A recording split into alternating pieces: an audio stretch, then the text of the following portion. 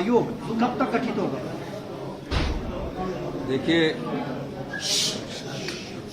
विधानसभा में नियम 130 के तहत केवल सिंह पठानिया, अमरिंदर राजन, अजय सोलंकी और चंद्रशेखर जी ने चर्चा लाई थी। और विडंबना देखिए कि भारतीय जनता पार्टी के जो सभी विधायक हैं, वो आज कोई मतलब नहीं था वॉकआउट करने का, आपने भी देखा। लेकिन वो सबऑर्डिनेट सिलेक्शन बोर्ड में जो धांधलियां हो रही थी, उस चर्चा में भाग लेने से के लिए लेना ही नहीं चाहते थे, वो भागना चाहते थे। और जब वो भागना चाहते थे तो उन्होंने एक बहाना पकड़ा कि स्पीकर सामने अवमानना की बात कही और उसके आधार पर उन्होंने चर्चा में भाग नहीं लिया। मैंने अंदर विधानसभा में पूरे जो प्रश्न थे उनका उत्तर दिया और कहा पेपर लीक होते थे, पेपर बेचे जाते थे, 22 आदमियों को अरेस्ट कर लिया गया है और जो और आदमी हैं उनके खिलाफ भी हम कार्रवाई कर रहे हैं। निश्चित तौर पर मैं ये कह सकता हूं कि जो भी इसमें सम्मिलित पाया जाएगा उसके खिलाफ कड़ी से कड़ी कार्रवाई की जाएगी। पेपर लीक करवाया जाता था, 50,000, 2-2 लाख, 2.5 लाख रुपए में पेपर बेचा जाता था और पूरा आंसर शीट भी मैंने आपको बताई कि आंसर शीट के पेपर भी उनको बता दिए जाते थे और उस आधार पर उनका चयन होता था। हमने ये कहा है कि जब तक नया कोई चयन योग्य नहीं बन जाता तब तक Himachal Pradesh public service commission के तहत हमारी पोस्टें भरने की प्रक्रिया शुरू हो चुकी है और नया चयन योग्य जब तक नहीं बन जाता तब तक Himachal Pradesh public service commission ही सभी एग्जाम्स को लेगा। क्या राजनीतिक संरक्षण भी था? इसके अलावा जो भी राजनीतिक लोग इसमें कोई सम्मिलित पाए जाएंगे उनके खिलाफ भी हमारी सरकार कड़े से कड़ा कदम उठाएगी।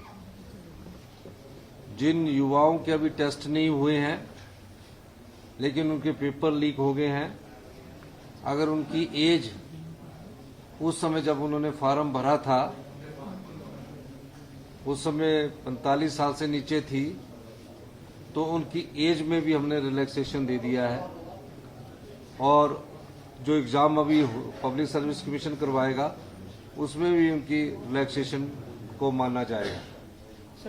जो नया चयन योग जो बनेगा उसके लिए दीपक सानंद जी के नेतृत्व में एक कमेटी का गठन कर वो पारदर्शिता कैसे बने, कैसे पेपर लीक ना हो, उस दृष्टि से काम करना उसने शुरू कर दिया और आने वाले समय में जल्दी ही नए आयोग का गठन करके हमीरपुर में उसका कार्यालय को स्थापित कर दिया जाएगा। लेकिन तब तक सभी जो एग्जाम होंगे वो Himachal Pradesh public service commission लेगा।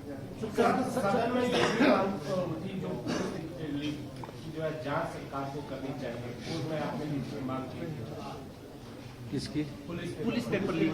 देखो, पुलिस पेपर भर्ती मांग की जो बात है उसमें प्रक्रिया चल रही है। हम देख रहे हैं कि कैसे उसमें आगे बढ़ा जाए। सीबीआई उसमें इंक्वायरी कर रही है। अब एक ही चीज के लिए 2 एजेंसियों का काम नहीं किया जा सकता। सीबीआई की रिपोर्ट आने के बाद ही हम आगे की कार्रवाई करेंगे।